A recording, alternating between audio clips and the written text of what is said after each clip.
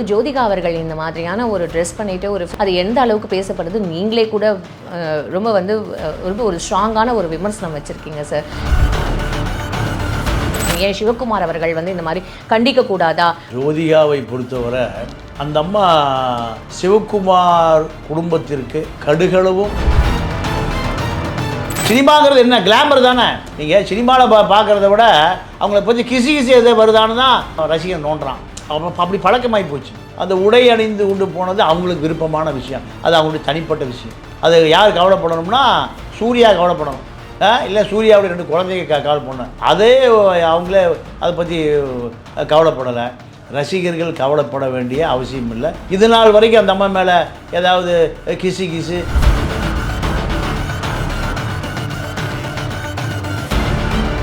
அந்த அம்மா 2 குழந்தைகளும் தோளுக்கு மேலே வளர்ந்த பிறகு தான் மும்பை போகுது. ஏன் மும்பை போனால் அந்த குழந்தைக்கு படிப்பு எதிர்காலம் அப்படியே விரும்புத போகுது. பல கோடி ரூபாய் இருக்குது, பல கோடி ரூபாய் சொத்து இருக்குது. அப்போ அவங்க வாழ்க்கையை மிக எளிதாக எடுத்துக்கொள்வது தான் விரும்புவாங்களே தவிர கட்டுப்பாடாக நீங்கள் சென்னை டி நகர் வீட்லேயே இருக்கணுங்கிறதெல்லாம் அவர்களுக்கு பெரிய நிர்பந்தமான கட்டுப்பாடெல்லாம் இல்லை. இப்போது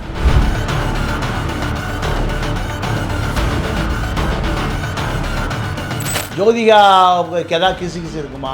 ஏன்னா கிசு இல்லாதவர்கள் மீது கிசுகிசை தெரிந்து கொள்வதான் ரசிகன் விரும்புகிறான். ஜோதிகா மீது எந்த கிசுகிசும் இல்லை. சிவகுமார் சினிமா வாடகையே இல்லாமல் கல்யாணம் பண்ணார். அதே போல் தான் யாருக்கு சூர்யாவுக்கும் திருமணம் பண்ணணும் விரும்பினார்.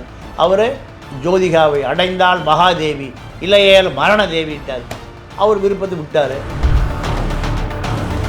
அந்த குடும்பத்தின் மீது திரையுலகத்தில் அத்தனை பேருக்கும் பெரும் மதிப்பு இருக்குது. இப்போது ஒரு ஃபவுண்டேஷன் வச்சுருக்காங்க, அகரம் ஃபவுண்டேஷன். நிறைய பேருக்கு எல்லாம் பண்ணுறாங்க. அதனால் சிவகுமார் குடும்பம் திரையுலகத்தில் ஒரு கண்ணியமான குடும்பம். அந்த விமர்சனங்களை கடந்து போவது தான் நமக்கு நல்லது. மருத்துவமனையில் நாய் படுத்து கிடக்கு, கர்ப்பிணி பெண்ணு அங்கே படுத்து கிடக்கிறான். தஞ்சை மருத்துவமனை இவ்வளவு அவலமாக இருக்கும்போது இந்த ராஜராஜ கோயில் நமக்கு பெருமை தேவையான அந்த அம்மா ஒரு செய்தியை சொல்லிச்சு, பத்திக்கிச்சு. உண்மையான நியாயமான கோபம் அது அந்த அம்மாவுடைய கோபம். நல்ல வசதியான குடும்பத்தில் பிறந்து வளர்ந்து மும்பையில் அவங்க அப்பா ஒரு பெரிய தயாரிப்பாளர், வசதி படைத்த குடும்பத்திலிருந்து அந்த அம்மா வருது. வந்த பிறகும் மேட்டுக்குடி மனநிலை இல்லாமல் அந்த அம்மா அந்த மருத்துவமனை பார்த்து டென்ஷன் ஆயிடுச்சு.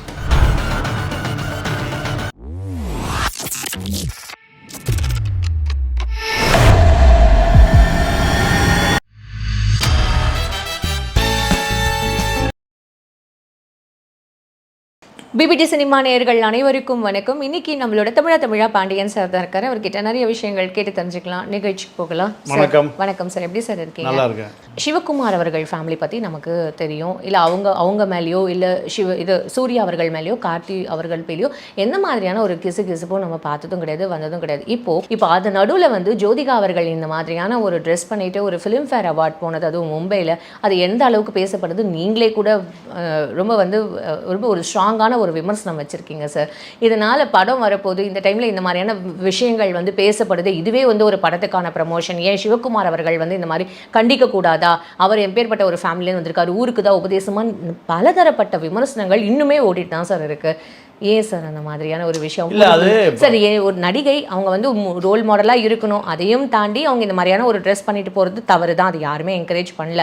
ஆனால் அவங்க நடிகையாக தானே சார் பார்க்கப்படுவாங்க. எப்படி இருந்தாலும் அப்படி போடுறது தப்பு கருத்துன்னு சொல்கிறதுக்கு விமர்சனங்கள் நம்ம யாருன்ற மாதிரி இப்போ பார்க்கப்படுது இல்லை சார். அது எந்த அளவுக்கு சார் அது உண்மை? இல்லை, ஜோதிகாவை பொறுத்தவரை அந்த அம்மா சிவகுமார் குடும்பத்திற்கு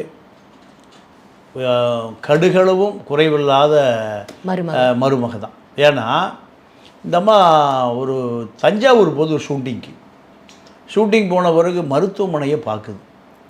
மருத்துவமனையில் நாய் படுத்து கிடக்கு, கர்ப்பிணி பெண்ணு அங்கே படுத்து கிடக்கிறான். தஞ்சை மருத்துவமனை இவ்வளவு அவலமாக இருக்கும்போது இந்த ராஜராஜ கோயில் நமக்கு பெருமை தேவையான அந்த அம்மா ஒரு செய்தியை சொல்லிச்சு, பத்திக்கிச்சு. தமிழ்நாடு முழுக்க பத்திக்குச்சு. உண்மையான நியாயமான கோபம் அது அந்த அம்மாவுடைய கோபம். நல்ல வசதியான குடும்பத்தில் பிறந்து வளர்ந்து மும்பையில் அவங்க அப்பா ஒரு பெரிய தயாரிப்பாளர், வசதி படைத்த குடும்பத்திலேருந்து அந்த அம்மா வருது. வந்த பிறகும் மேட்டுக்குடி மனநிலை இல்லாமல் அந்த அம்மா அந்த மருத்துவமனை பார்த்தோம் டென்ஷன் ஆயிடுச்சு. அப்போது நீங்கள் ராஜராஜ சோழன் பெருமையை நமக்கு முக்கியம் இல்லை, இந்த நாய் படுத்து கிடக்க கர்ப்பிணி பெண் பக்கத்தில் படுத்து கிடக்கா, இதை நம்ம பார்க்கணும். இதுதான் அந்த அம்மாவுக்கு ஒரு பானை சோற்றுக்கு ஒரு சோறு பதம். அந்த ஃபிலிம்பேர் சினிமா நிகழ்ச்சியில் நீங்கள் புடவையை போத்திட்டு போனால் இந்த அம்மா ரிட்டையர் ஆகிடுச்சுன்னு முடிவு பண்ணிடுவோம். சினிமாங்கிறது என்ன, கிளாமர் தானே. நீங்கள் சினிமாவில் பார்க்குறத விட அவங்கள பற்றி கிசி எதை வருதான்னு தான் ரசிகன் நோண்டுறான். அப்படி பழக்கமாகி போச்சு.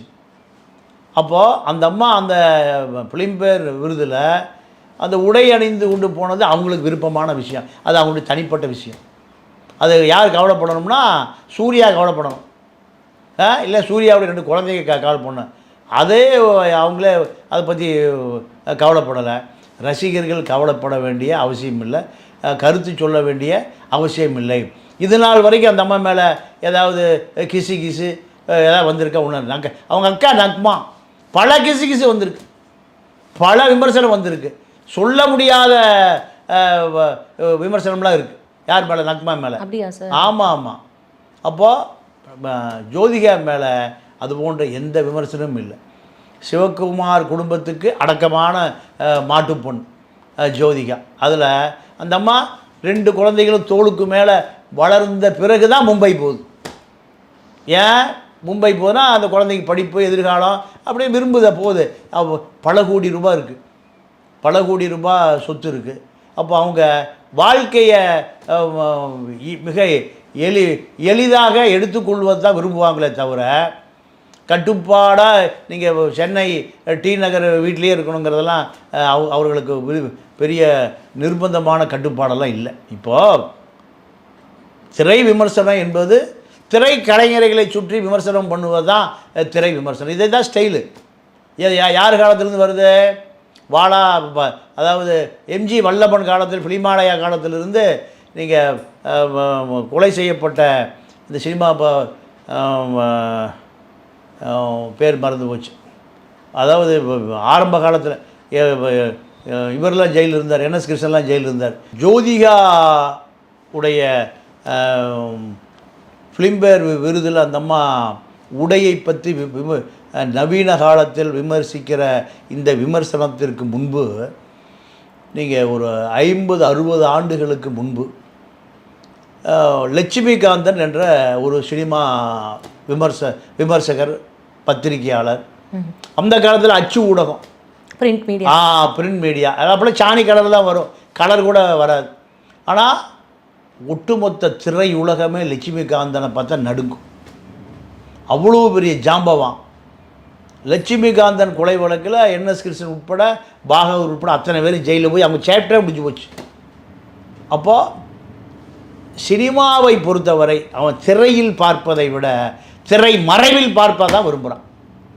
திரையில் பார்ப்பதை விட பர்சனல் லைஃப். அப்போது ஜோதிகா மீது அதே பிரச்சனை தான். ஜோதிகாவுக்கு எதாவது கிசு இருக்குமா? ஏன்னா கிசு இல்லாதவர்கள் மீது கிசுகிசை தெரிந்து கொள்வதாக ரசிகன் விரும்புகிறான்.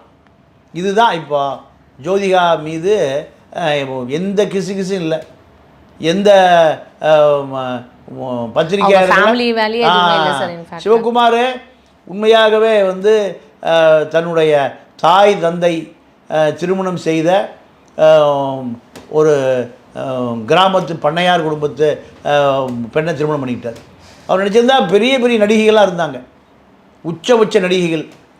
அந்த காலத்தில் பிளைமவுத்து, காண்டஸா, இப்படி பல கார் வச்சிருந்த நடிகைகள்லாம் சிவகுமாருடைய நேர்மைக்காக விரும்பினாங்க. அவர் கிராமத்தில் அப்பா அம்மா சினிமா வாடகையே இல்லாமல் கல்யாணம் பண்ணார். அதே போல் தான் யாருக்கு சூர்யாவுக்கும் திருமணம் பண்ணணும் விரும்பினார். அவர் ஜோதிகாவை அடைந்தால் மகாதேவி, இல்லையேல் மரணதேவின்ட்டார். அவர் விருப்பத்தை விட்டார். ஆனால் 2வது மகன் கார்த்திக்கு அதே போல் சொந்த பந்தத்தில் பார்த்து சாதி சனத்தில், கோயம்புத்தூர் பக்கம் சொல்லுவான், சாதி சனத்தில் அவர் சேர்த்துறியான்னு, அதே போல் கட்டி வச்சு. அதனால் சிவகுமார் குடும்பம் எந்த கிசுகிசிலையும் இல்லை. அதே போல் தான் ஜோதிகா. இப்போ இதை ரசிகை ஏதாவது கிடைக்குமா ஏதாவது கிசு கிசு இருக்கான்னு பார்க்குறான். ஒன்றும் இல்லை. கிசு கிசு இல்லாமலே முடிந்த கதை ஜோதிகா சிவகுமார் குடும்பம் தான். அதனால் இது அந்த குடும்பத்தின் மீது திரையுலகத்தின் அத்தனை பேருக்கும் பெரும் மதிப்பு இருக்குது, மதிப்பு இருக்குது. அதாவது நீங்கள் இந்த சினிமா உலகத்தில் பெரிய ஜாம்பவான் எம்ஜி வல்லபன், பிளிமாலயா பத்திரிகையினுடைய ஆசிரியர். அந்த காலத்திலே 1 லட்சம் பத்திரிக்கை ஓடும். அவர் காம்ப்ரமைஸ் ஆகாத ஒரு பெரிய எடிட்டர். யார்கிட்டையும் கவர் வாங்க மாட்டார், கை நீட்ட மாட்டார். கடைசியாக வறுமையில் ரொம்ப கஷ்டத்தில் இருக்கிற பொழுது அவருடைய மகனுக்கு லயோலா கல்லூரியில் சேர்க்க முடியல, பணம் கட்ட முடியல. இந்த தகவல் சிவகுமார் தெரிஞ்ச உடனேயும் சூர்யா லயோலா ஸ்டூடெண்ட் இந்த எம்ஜி வல்லபனுடைய மகனுக்கு மொத்த பீஸையும் சூர்யாவை அனுப்பி கட்ட வச்சவர் சிவகுமார். சரியா? இப்போது ஒரு ஃபவுண்டேஷன் வச்சுருக்காங்க, அகரம் ஃபவுண்டேஷன். நிறைய பேருக்கெல்லாம் பண்ணுறாங்க. அதனால் சிவகுமார் குடும்பம் திரையுலகத்தில் ஒரு கண்ணியமான குடும்பம். அதனால் அந்த விமர்சனங்களை கடந்து போவது தான் நமக்கு நல்லது.